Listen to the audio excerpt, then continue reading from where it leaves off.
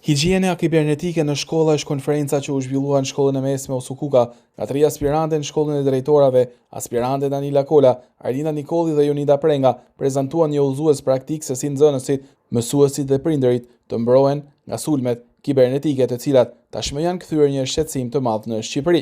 Qëllimi kryesor i këtij projekti është që ne të krijojmë një mjedis të sigurt, të ndërgjegjshëm në përdorimin e teknologjisë. Sidomos nxënësit e arsimit të mesëm po ndeshen me kërcënime në rrjetet sociale. Kemi trajtuar të gjitha rregullat që nxënësit duhet të kenë në higjienë kibernetike. Projekti ynë synon të ndërtojë një kulturë sigurie online në shkolla, duke pajisur nxënësit, mësuesit dhe prindërit me njohuri dhe aftësi për të mbrojtur në botën digjitale. Duke marrë parasysh edhe ngjarjet jo të mira dhe të trishtuara që kanë ndodhur në qytetin tonë, por edhe në vendin tonë në lidhje me adoleshentët, të cilët kanë rënë prej sulmeve kibernetike dhe ngacmimeve, atëherë kjo temë ka një rëndësi tepër të veçantë. Sipas UNICEF-it, 1 ndër 5 fëmijë ndihet i ngacmuar nga ana kibernetike.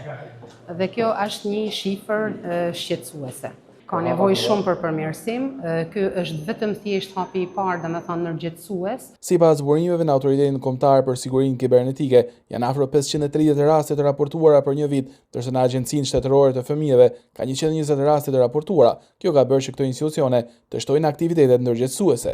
Ne si autoritet kemi zhvilluar rreth 50 aktivitete nëpër shkolla. Kemi marrë një feedback që i përket bullizmit, që i përket sulmeve kibernetike, të cilat kanë nevojë të parandalohen.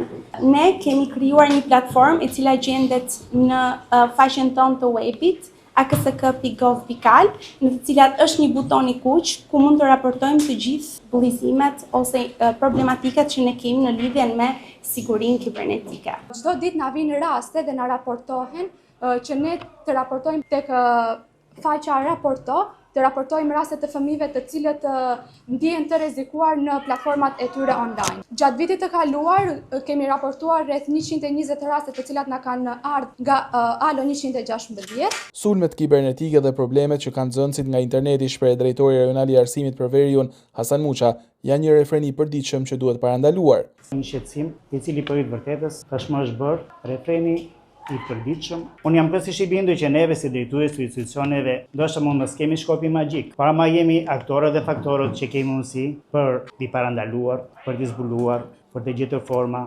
mënyra si që t'i minimizojmë. Kjo temë na përket të gjithëve, si shoqëri në rol të parë, si familje, si shkollë, si institucion dhe më gjerë.